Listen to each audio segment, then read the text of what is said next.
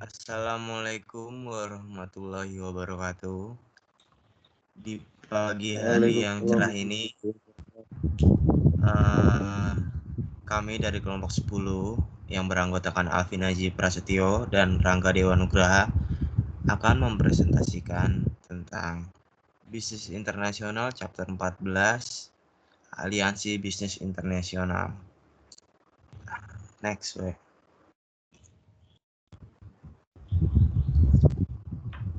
Nah, jadi kerjasama perusahaan internasional itu adalah jenis aliansi strategi khusus di mana dua atau lebih perusahaan bergabung bersama-sama untuk membuat badan usaha baru yang terpisah secara hukum dan berbeda dari induknya. Joint venture biasanya didirikan sebagai perusahaan dan dimiliki oleh orang tua pendiri dalam segala hal proporsi yang mereka negosiasikan. Meskipun kepemilikan yang tidak setara adalah hal biasa, banyak yang dimiliki secara setara perusahaan sendiri. Nah, jadi aliansi ini dapat diterjemahkan sebagai persekutuan. Dalam bisnis, aliansi diartikan persekutuan antara dua perusahaan atau lebih. Strategi aliansi adalah suatu kegiatan di mana pihak yang berkepentingan memiliki suatu interest di masa yang akan datang. Maka, dengan menyumbangkan sumber daya keunggulan kompetitif yang dimiliki, padahal baru akan menghasilkan suatu nilai baru. Nah, sebagai contoh, next way.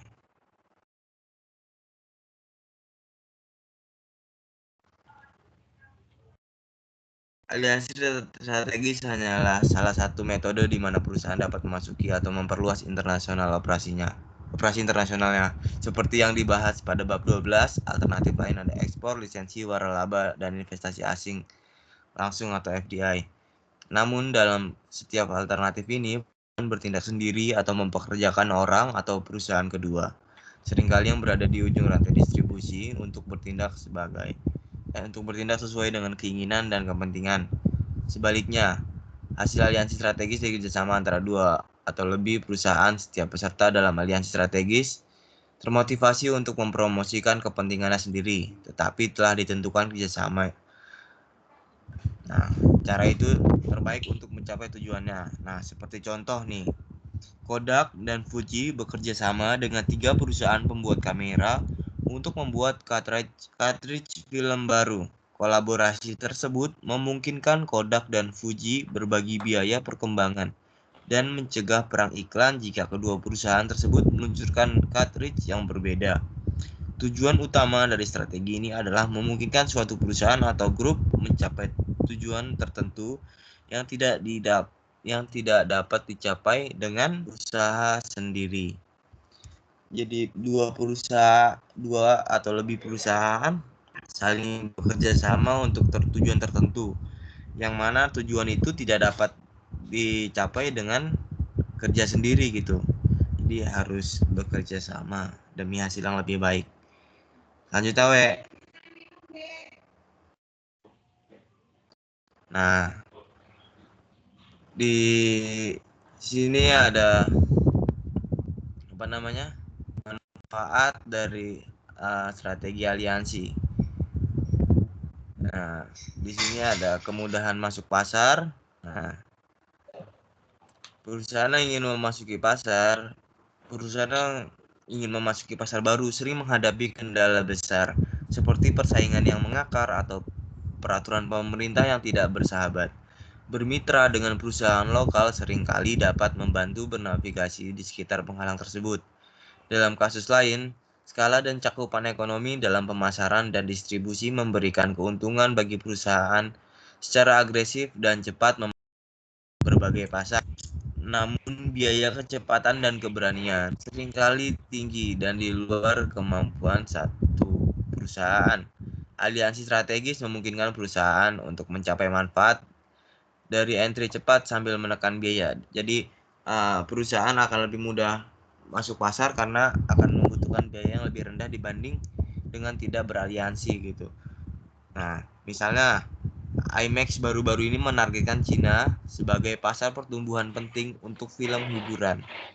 Untuk mempercepat masuknya, telah tertandatangani kontrak senilai 40 juta dolar untuk joint venture dengan Wanda Cinema Line, operator jaringan teater terbesar di Cina, untuk membangun teater IMAX di Cina. IMAX akan memasok peralatan proyeksi khusus, sementara Wanda akan membangun teater yang serupa. Joint venture antara Cigna, raksasa asuransi AS, dan Banco Excel Econômico, salah satu bank swasta terbesar di Brazil yang menjual asuransi pribadi di Brazil. Nah, slide selanjutnya, we. Nah, manfaat aliansi strategis selanjutnya adalah risiko bersama. Industri besar saat ini sangat kompetitif sehingga tidak ada perusahaan yang menjamin kesuksesannya memasuki pasar baru atau mengembangkan produk baru. Aliansi strategis dapat digunakan untuk mengurangi atau mengontrol risiko perusahaan secara individu. Jadi yang semulanya risiko itu ditanggung oleh perusahaan sendiri, ketika dua atau lebih perusahaan saling beraliansi, maka resikonya akan dapat ditanggung bersama dan menjadi lebih ringan juga. Nah, misalkan Boeing nih menjalin aliansi strategis dengan beberapa perusahaan Jepang untuk mengurangi risiko keuangannya dalam pengembangan dan produksi Boeing 777 Jet. Meneliti, merancang, dan menguji keamanan model pesawat baru menghabiskan biaya miliaran dolar. Banyak yang harus dikeluarkan sebelum pabrikan dapat menentukan seberapa baik pesawat terbang itu diterima di pasar. Meskipun Boeing telah menikmati banyak kesuksesan sebagai produsen pesawat komersial, Boeing ingin mengurangi eksposur keuangannya pada proyek 777. Jadi, bekerjasama dengan 3 mitra Jepang, Fuji, Mitsubishi, dan Kawasaki, untuk membiarkannya mereka membangun 20% dari 777 dari proyek 777 itu. Boeing, mitra pengendali dalam aliansi, juga berharap sekutunya akan membantu menjual pesawat baru itu ke pelanggan besar seperti Jepang, ada Japan Airlines dan All Nippon Airways. Pengaturan tersebut terbukti sangat sukses sehingga Boeing menggunakannya sangat baik dalam mendesain dan memproduksi jet terbarunya 787 Dreamliner.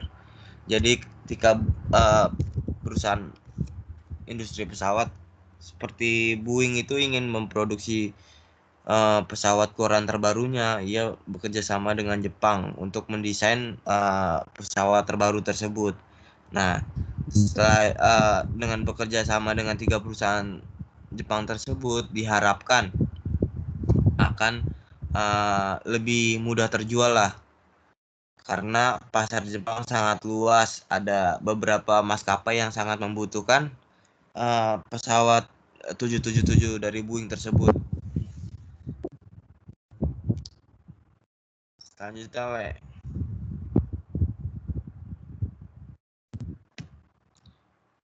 Nah, selanjutnya adalah manfaat aliansi strategi selanjutnya adalah berbagi pengetahuan dan keahlian.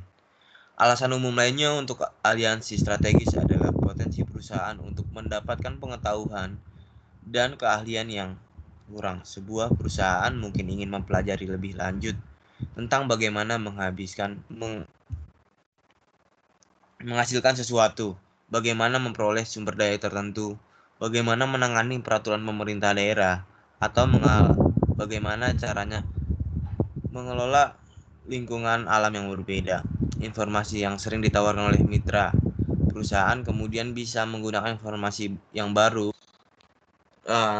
yang diperoleh untuk tujuan lain. Next, lanjut, we.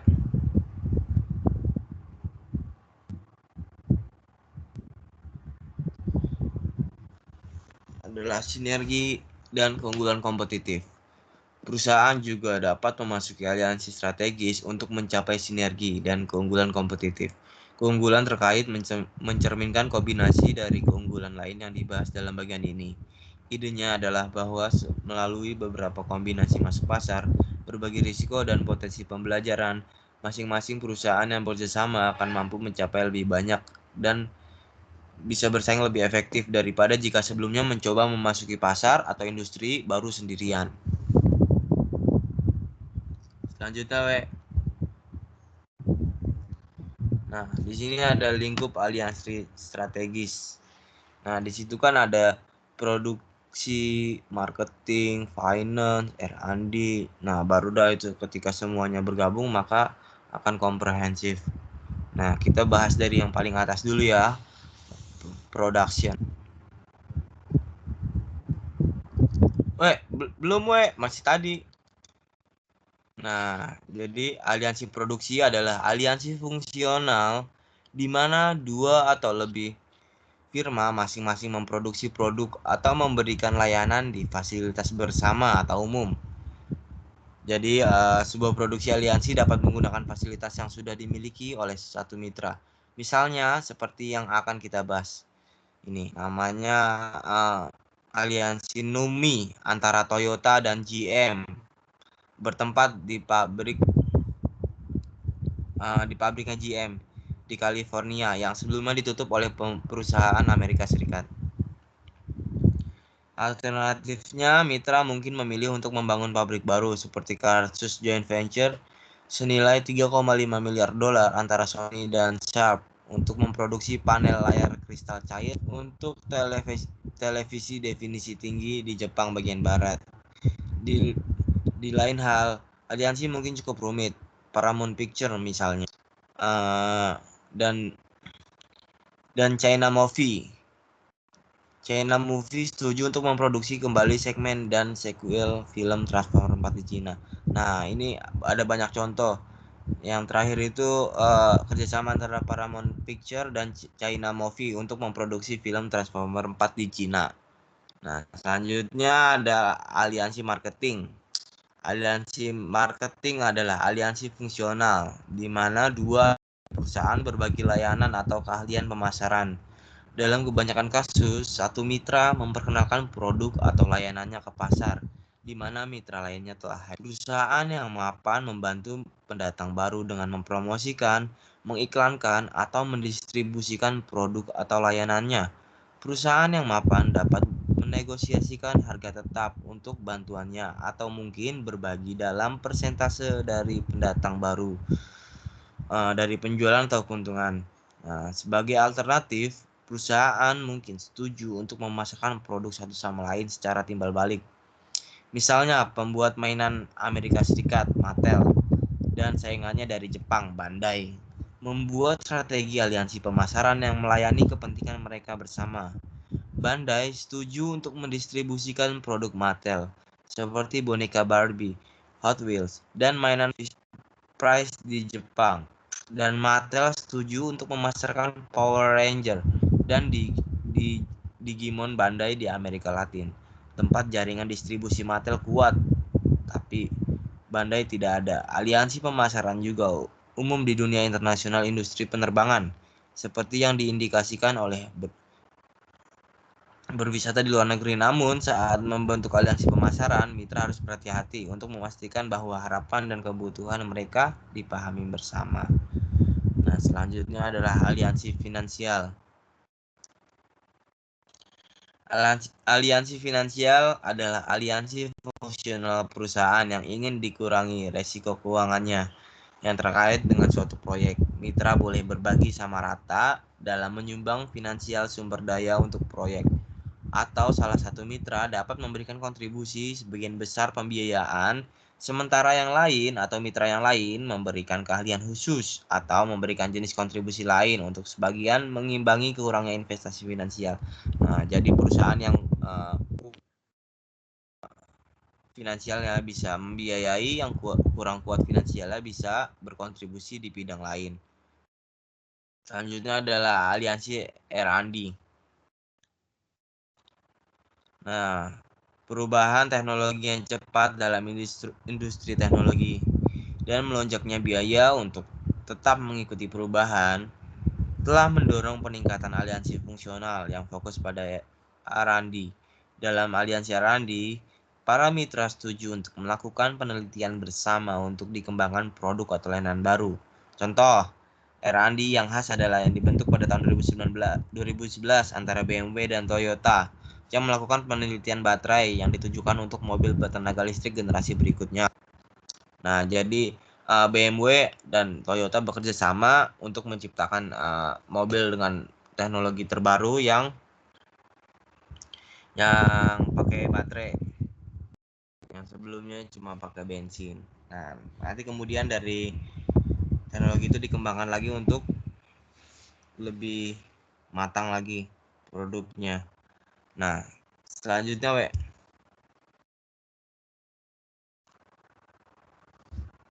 Nah, ketika semua itu dapat berfungsi dengan baik dari keempat tadi, produksi, marketing, finansial, dan R&D-nya,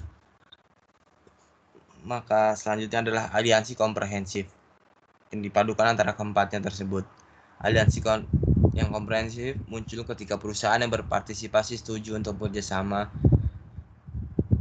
untuk beberapa tahapan proses di mana barang atau jasa dibawa ke pasar, R&D, desain, produksi, pemasaran, dan distribusi. Nah, komprehensif ini perpaduan ke semuanya itu tadi ya, dari keempatnya. Ada produksi, marketing, finansial, dan R&D. Next, selanjutnya, Next slide, Oke, selanjutnya adalah bagaimana kita menyeleksi partner-partner yang akan kita ajak kerjasama atau joint venture. Yang pertama kita harus menyeleksi apakah partner itu compatible atau perusahaan itu harus mencari partner yang sesuai, yang mana dapat dipercaya dan bekerja dengan efektif. Yaitu partner kita itu harus bisa dapat bekerja bersama-sama dengan kita dan tidak boleh bekerja sendiri-sendiri gitu. Jadi harus serasi. Kemudian nature of potential partner, products or services. Nah, faktor lainnya itu yaitu sifat produk atau layanan calon partner. Jika partnernya nih memiliki produk atau layanan yang berada di pasar yang sama. Nah, kalau punya produk atau layanan yang berada di pasar yang sama, itu bisa mengakibatkan partner kita tidak memberikan seluruh keahliannya karena ada ketakutan dari partner bahwa perusahaan dapat menyaingi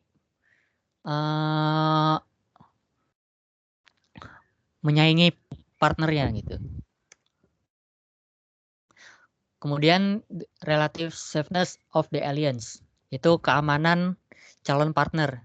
Jadi manajer ini harus mengumpulkan informasi tentang calon partner kita, seperti nilai keberhasilan partner kita atau kegagalan aliansi yang sebelumnya dilakukan oleh calon partner kita. Jadi nilai nih keberhasilan atau kegagalannya agar di saat kita beraliansi dengan perusahaan kita, partner kita itu dapat bekerja dengan baik. Dan tujuannya dapat berhasil. Kemudian, the learning potential of the alliance. Nah, sebelum membentuk aliansi, kita juga harus menilai potensi dari satu sama lain. Misalkan, bagaimana sih cara partner mengelola keuangan di suatu perusahaan atau bagaimana partner melatih karyawan yang efektif. Kita harus menilai itu. Kemudian ada bentuk kepemilikan perusahaan. Bentuk kepemilikan yang akan dipakai itu sangat penting dalam strategi aliansi. Yang pertama ada bentuk korporat atau korporasi. Nah, bentuk korporasi ini yang sering kita lihat gitu. Jadi korporasi ini adalah perusahaan dalam bentuk dari gabungan beberapa perusahaan. Gabungan tersebut dapat kita lihat dari keterlibatan modal seperti saham dari beberapa perusahaan atau beberapa orang. Nah, contoh perusahaannya itu seperti Astra International yang kalau saya tahu itu Astra International itu terdiri dari Honda, terus Toyota, Daihatsu. Kalau misalnya saya salah tolong diperbaiki ya. Nah, perusahaan Astra International ini perusahaan penyedia suku cadang yang tersedia di mana-mana. Siapapun pemilik modal yang mampu membeli saham perusahaan maka memiliki hak dalam hak kepemilikan perusahaan. Pemilik perusahaan adalah orang yang memegang saham tersebut. Lalu kemudian saham dapat berpindah kapanpun dan kepada siapapun dengan besaran yang berbeda-beda. Kemudian adalah public-private venture. Public-private venture ini adalah salah satu melibatkan perusahaan swasta dengan pemerintah. Contohnya itu jalan tol. Kan jalan tol itu ada keterlibatan antara pemerintah dengan swasta.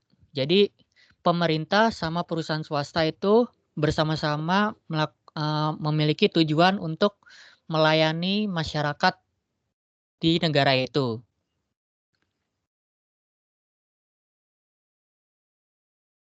Kemudian joint management consideration.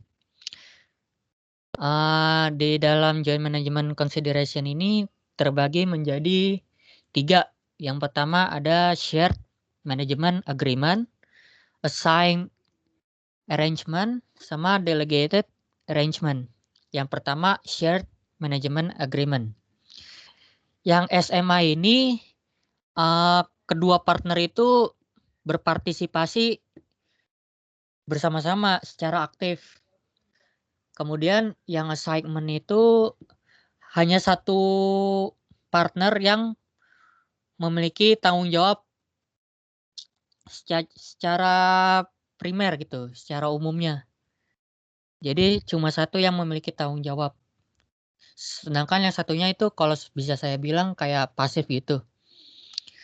Terus kalau yang delegated arrangement itu, jadi kedua perusahaan ini kerjasama terus membentuk suatu struktur baru lagi atau kayak membentuk pimpinan baru untuk mengatur atau mengelola perusahaan barunya itu sendiri atau joint venture-nya, untuk mengelola joint venture-nya. Jadi ada 2 pimpinan nih dari partner 1 sama partner 2, terus membentuk pimpinan baru untuk joint venture. Itu yang delegated arrangement. Nah, kemudian ada kegagalan dalam membentuk aliansi. Penyebab kegagalannya itu adalah incompatibility of partners, jadi tidak kompatibel. Partner yang tidak bisa bekerja sama-sama ini bisa menghancurkan aliansi. Jadi kita harus memilih mana partner yang bisa bekerja dengan bersama-sama, tidak bekerja dengan sendiri-sendiri. Kemudian access to information. Nah, suatu perusahaan yang melakukan aliansi dapat terjadi kegagalan apabila adanya limitasi dalam mendapatkan informasi. Jadi kita nggak bisa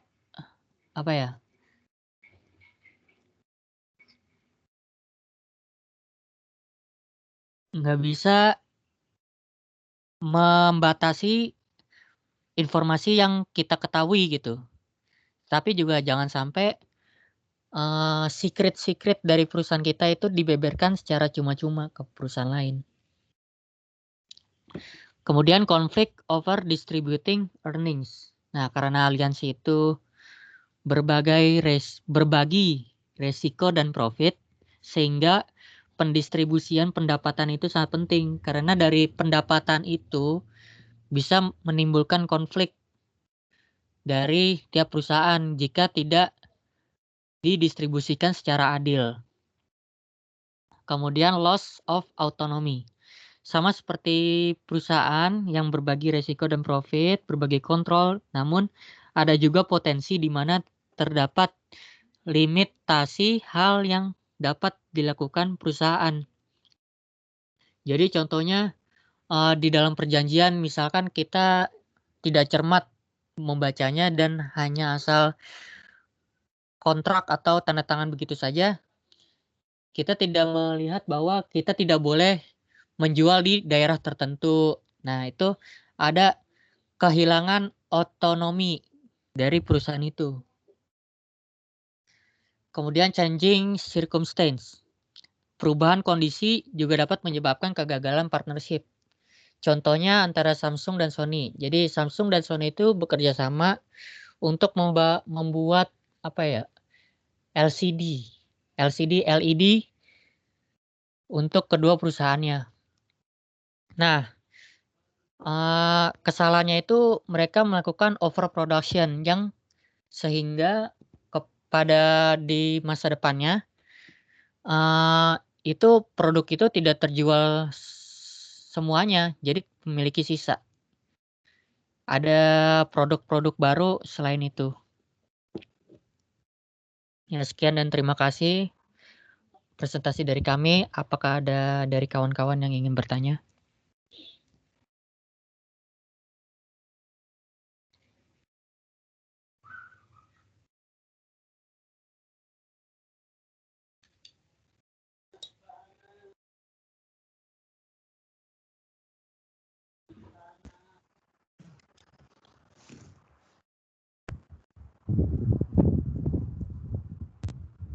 Jadi teman-teman yang ingin bertanya bisa mulai bertanya.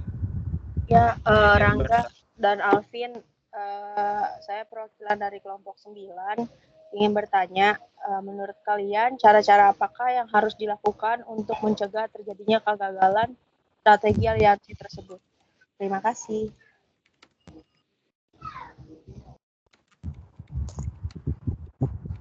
Oke, terima kasih. Ingin bertanya kepada Rangga dan Alvin. Iya, Raisan. Oke. Saya perwakilan dari kelompok 8 yang beranggotakan Raisan dan Rafli ingin menanyakan biasanya hal apa saja yang dipertimbangkan sebuah perusahaan dalam melakukan joint venture gitu secara internasional, dan jika perusahaan yang melakukan joint venture dengan perusahaan lain secara internasional, hal apa sih yang harus dilakukan perusahaan tersebut dalam menjalin hubungan serta kerjasama yang baik gitu dengan perusahaan yang akan bekerja sama dengan mereka? Karena kan bisa dilihat budaya perusahaan kan berbeda-beda ya dengan yang lain. Apalagi ini sudah menyangkut skala internasional. Terima kasih. Ya, terima kasih kelompok 8 atas pertanyaannya.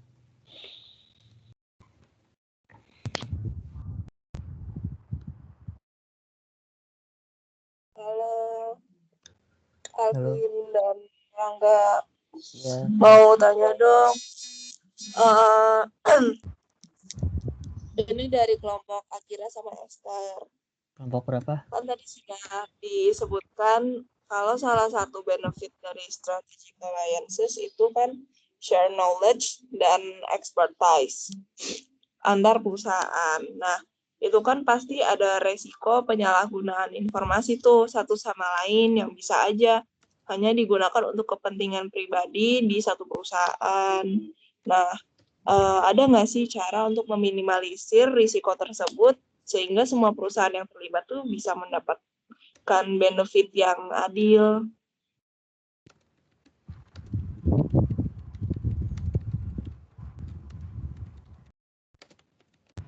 Terima kasih. Terima kasih Esther pertanyaannya.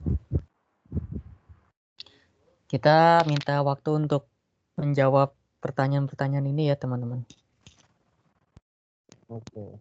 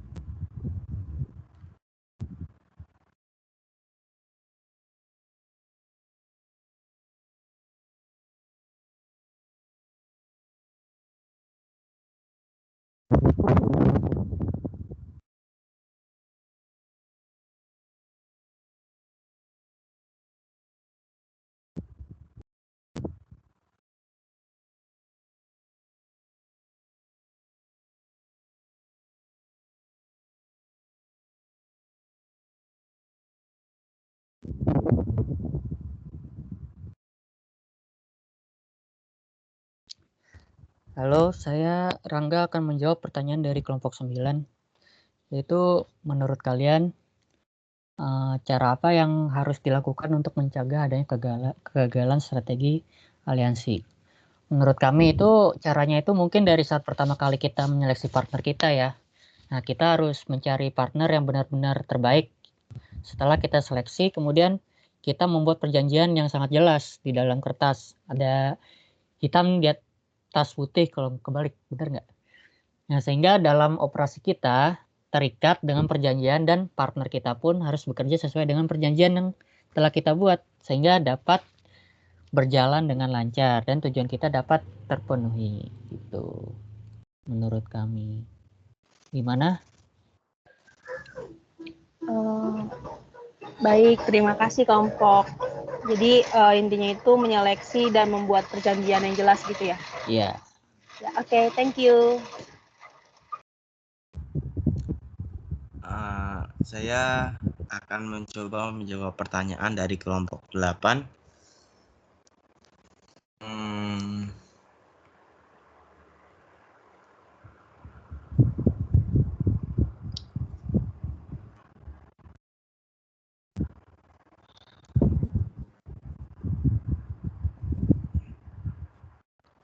Nah,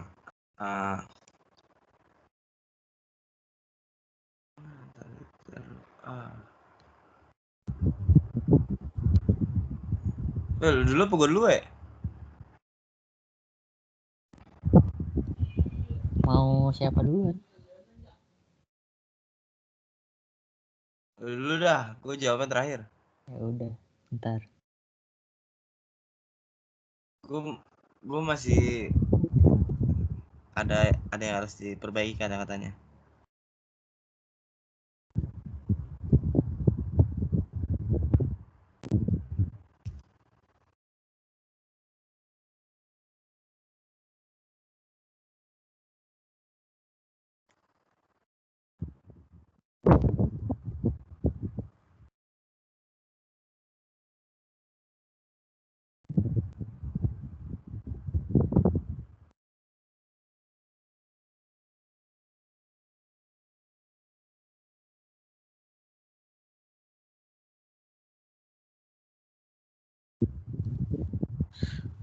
Saya akan menjawab pertanyaan dari Esther dari kelompok 7. Nah, kan ada di dalam presentasi kami itu ada salah satu benefit dari strategic alliance, yaitu share knowledge and expertise. Nah, ada resiko penyalahan informasi satu sama lain nih dari share knowledge and expertise. Nah, informasinya itu bisa disalahgunain untuk kepentingan pribadi satu perusahaan saja. Ada nggak sih cara untuk meminimalisir resiko tersebut sehingga semua perusahaan yang terlibat mendapatkan benefit yang adil? Kalau menurut saya itu hampir sama sih kayak jawabannya pertanyaannya si Vanessa, itu kembali lagi ke perjanjian awal ya. Perjanjiannya itu yang kita tulis untuk ditantangani di atas materi oleh partner kita. Nah, kita harus membuat perjanjian yang itu tuh yang jelas sama tegas agar dampak negatif dari kemitraan atau aliansi itu dapat diminimalisir. Jadi partner kita itu tidak bisa semena-mena terhadap informasi dari yang kita berikan. Nah, kemudian untuk pihak partner harus memperhatikan perjanjiannya jangan sampai itu merugikan bagi perusahaannya sama partnernya itu. Nah, kemudian setelah itu kita harus sama-sama saling menyetujui setiap perjanjiannya sehingga kedua belah pihak itu mendapat keuntungan dengan adil. Nah, kemudian jika ada salah satu partner yang menyalahgunakan informasi ketika sudah ada perjanjian yang jelas dan ditandatangani di atas materai, itu bisa kita tuntut ke pengadilan. Kalau nggak salah itu kena hukuman perdata ya, kalau nggak salah baca. Ya mungkin begitu jawabannya. Gimana Esther?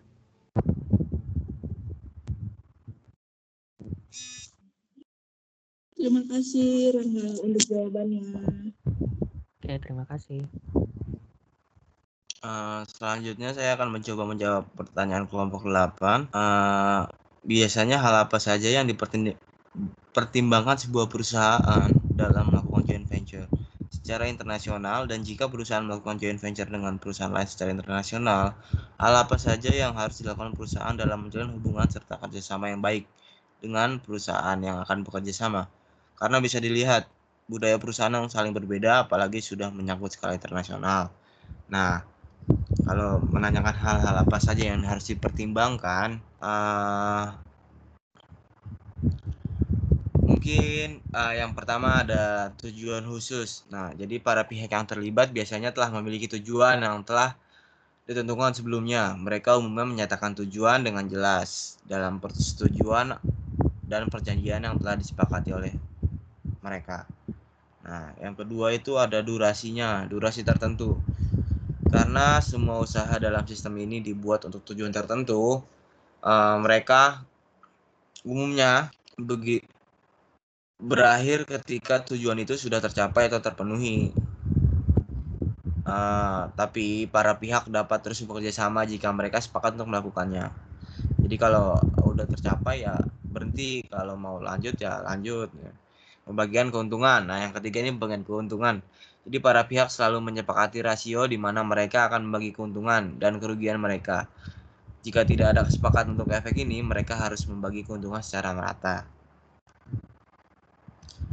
Yang keempat ada kesepakatan. Para pihak dalam sistem joint venture, yaitu para venture bersama, umumnya melaksanakan perjanjian tertulis di antara mereka. Perjanjian ini menyatakan perincian seperti kewajiban mereka, rasio pembagian laba atau rugi, hak dan kewajiban mereka, dan lain-lain. Jadi seperti yang Lawi bilang tadi, ada hitam di atas putih. Jadi ada perjanjian yang dibuat sebelumnya atas dasar kesepakatan bersama. Selanjutnya ada yang kelima, ada struktur usaha. Para pihak dapat membuat usaha patungan dengan melakukan kontrol pada salah satu aspek seperti aktiva, operasi, atau entitas bisnis itu sendiri.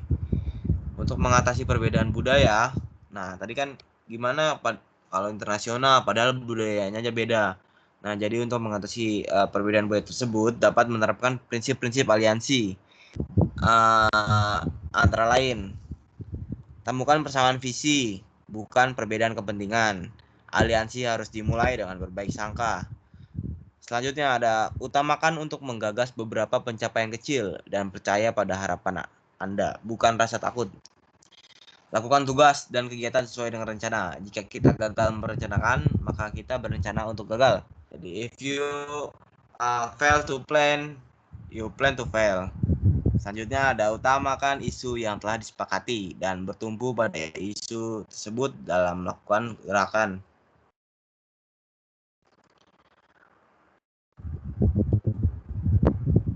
Selanjutnya ada tadi itu udah.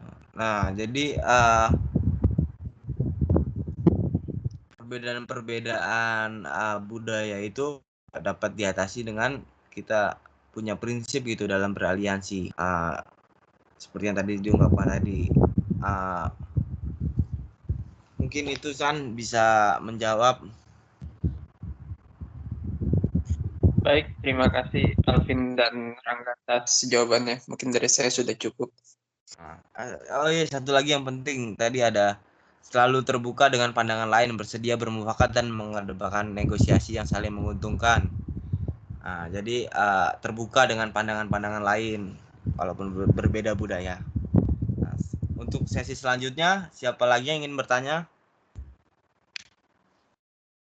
Saya ingin bertanya dong, Alvin. Kelompok dong, Vin. Devin dari kelompok berapa? Kelompok satu, kelompok Jalan, satu. Vin, ya? Kagak. Boleh kan nih kelompok satu. Ya Iya, mangga, sok. boleh. Silakan, Nih. Devin. Nah, menurut kalian apa yang seharusnya dilakukan perusahaan untuk meminimalisir pemberian informasi berharga miliknya ketika sedang belajar dari mitra aliansi strategis yang sedang dijalannya?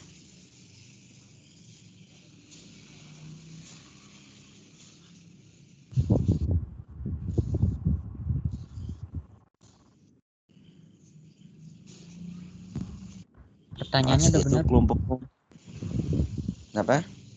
Pertanyaannya udah benar belum? Udah. Ya udah. Selanjutnya kelompok dari siapa? kelompok 6. Kelompok 11. Oke, kelompok 6 sama kelompok 11. 6 dulu. Terima kasih atas kesempatannya. Saya Rejal, perwakilan dari kelompok 6. Saya ingin bertanya, faktor-faktor penyebab kegagalan aliansi strategis apa yang paling sering dihadapi oleh perusahaan?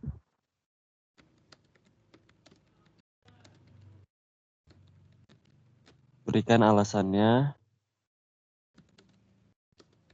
Kemudian bagaimana suatu perusahaan tersebut mengatasi kegagalan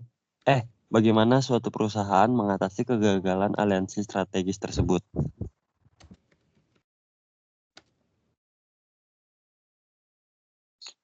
Mengapa beberapa perusahaan memutuskan untuk masuk pasar sendiri tanpa menggunakan aliansi strategis? Terima kasih.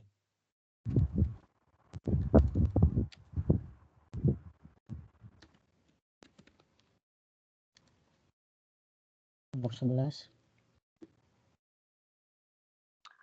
Kelompok 11 mau nanya, menurut kalian ada atau tidak syarat-syarat yang harus dipenuhi sebuah perusahaan untuk menjadi joint venture? Kalau ada, sebutkan dan jelaskan. Terima kasih.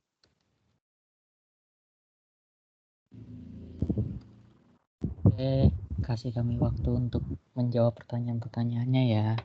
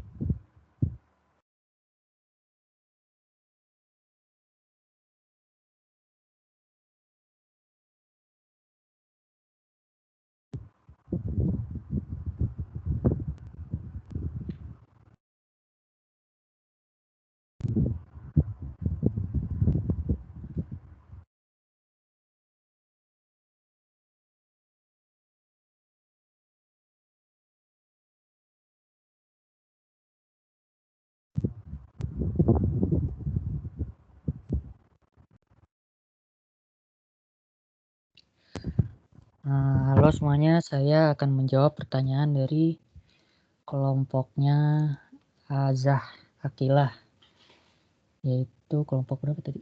Kelompok 11.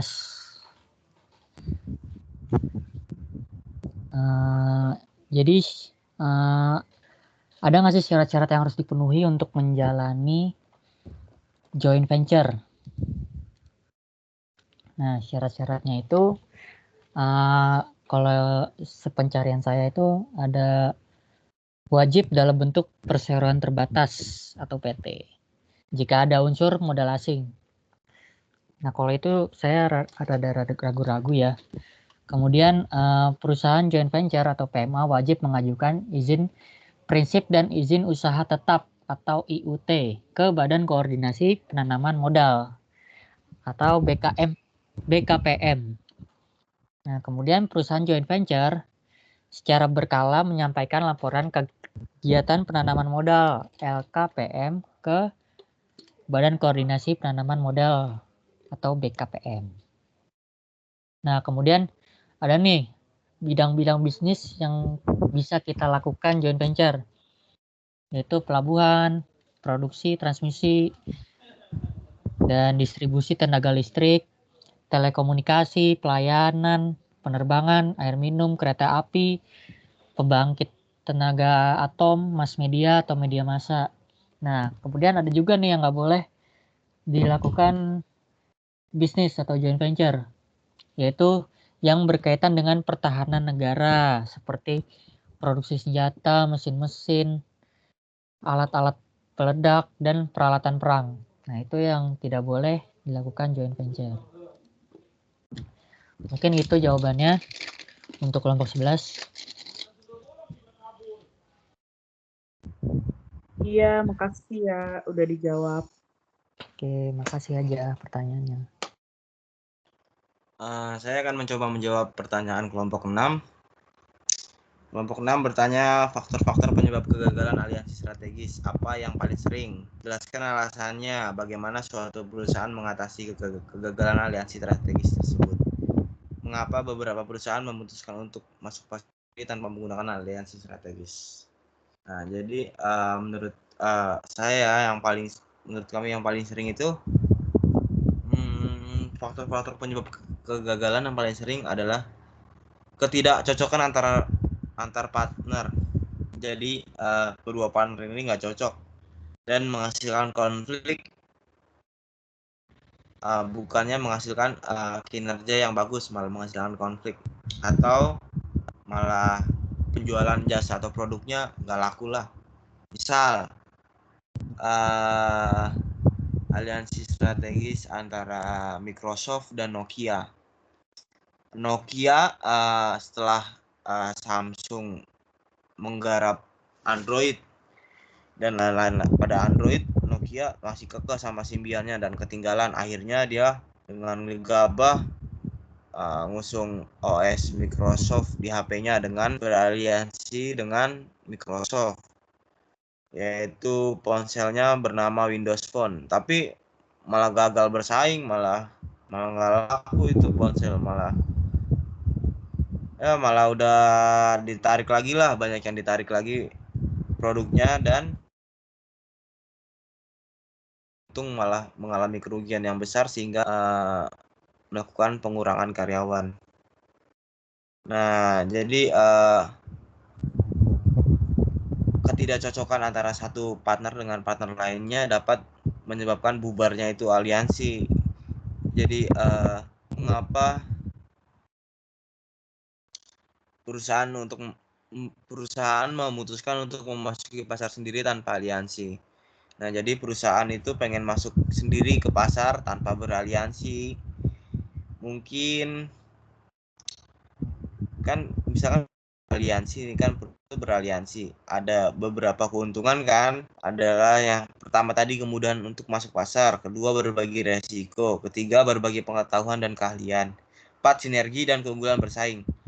Nah, perusahaan itu pengen masuk ke dalam aliansi itu karena pengen mendapat keuntungan itu. Kalau perusahaan nggak mau masuk, nggak mau beraliansi, ya perusahaan ya udah punya keuntungan itu. Perusahaan itu berarti ya udah mudah masuk pasar, udah bisa meminimalkan resiko dengan baik. Atau perusahaan itu nggak mau berbagi pengetahuan dan keahlian kepada perusahaan lain. Sinergi dan keunggulan, atau perusahaan tersebut nggak mau ada dua perusahaan unggul lah, maunya perusahaan dia aja yang unggul gitu. Udah nggak apa-apa, gue berdiri sendiri gitu. Nah, mungkin itulah faktor-faktor yang sering faktor-faktor kegagalan yang sering terjadi dan alasannya, dan mengapa perusahaan memutuskan untuk memasuki pasar sendiri tanpa beraliansi. Semoga menjawab kelompok 6.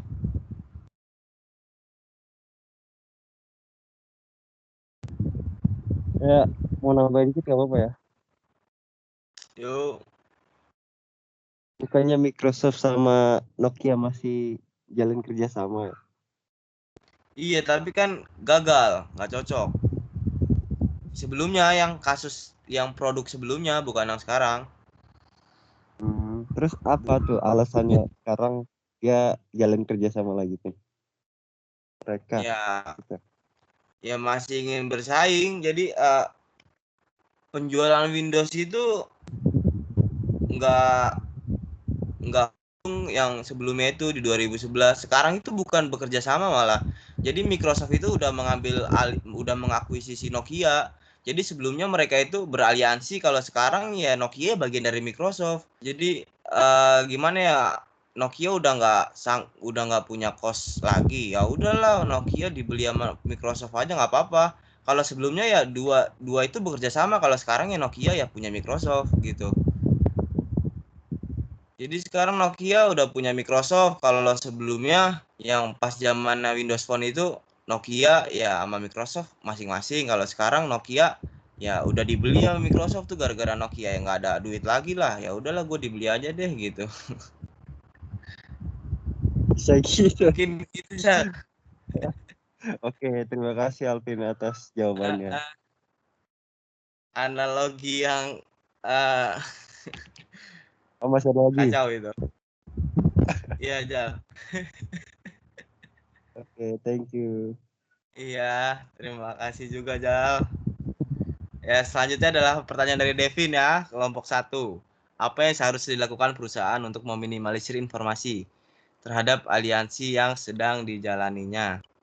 Jadi kalau ini mungkin maksudnya biar informasinya nggak dicuri kali ya sama perusahaan yang bermitra ya, Pin ya. Iya, Biar betul sekali Bapak seleksi Alvin. perusahaannya nggak terlalu banyak dicuri. Oke.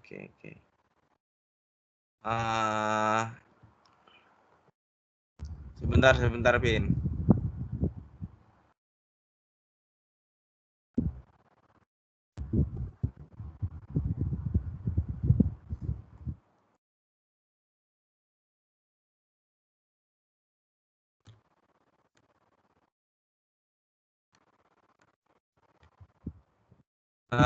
Jadi yang harus dilakukan perusahaan itu pertama-tama mengidentifikasi dampak negatif yang dapat terjadi dari kemitraan aliansi tersebut.